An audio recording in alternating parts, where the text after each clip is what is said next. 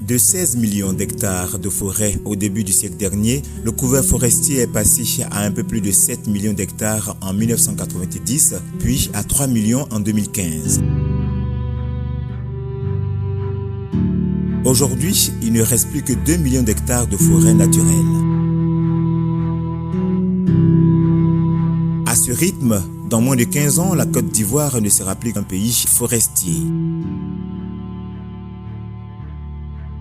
Cette déforestation est en grande partie imputable aux activités anthropiques, notamment l'agriculture extensive à hauteur de 60%, le braconnage, le sciage à façon, l'orpaillage clandestin, les feux de brousse, la faiblesse des effectifs des agents techniques, l'insuffisance de moyens de mobilité de surveillance et d'intervention et l'insuffisance de l'application des tests pour la protection de la forêt.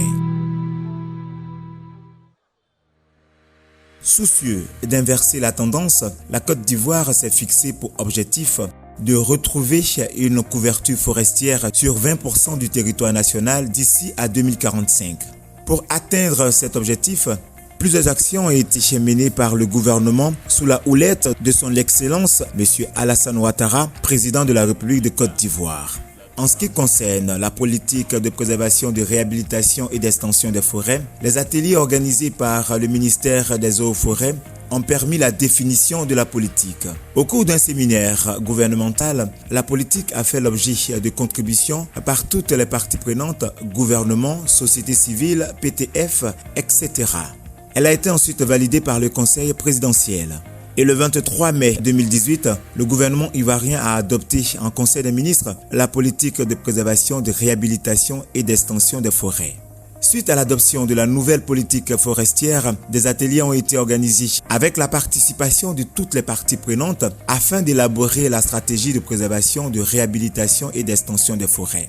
Le 28 février 2019, la stratégie a été présentée à la Nation au cours de l'atelier national organisé à l'auditorium de la primature. La stratégie repose sur 3 principaux axes que sont l'amélioration de la gouvernance forestière, le renforcement de la protection des massifs forestiers résiduels, leur extension et leur gestion durable, la reconstitution des zones forestières dégradées et l'adaptation au changement climatique. Le coût de sa mise en œuvre est estimé à 616 milliards de francs CFA, dont le financement est réparti entre le public et le privé. Élaboré avec la participation des parties prenantes, le projet de loi du nouveau code forestier a été adopté par le gouvernement le 30 janvier 2019. Le 20 juin 2019, la loi a été votée à l'Assemblée nationale, promulguée le 23 juillet 2019 par le président de la République, son Excellence, M. Alassane Ouattara. S'est engagé à conduire avec l'ensemble des parties prenantes les réformes nécessaires, au nombre desquelles figure l'adoption du présent projet de loi portant code forestier. L'objectif visé est d'inverser rapidement la tendance afin que notre pays, tout en poursuivant de façon harmonieuse son développement économique et social, respecte ses engagements nationaux et internationaux dans un contexte mondial de lutte contre les changements climatiques.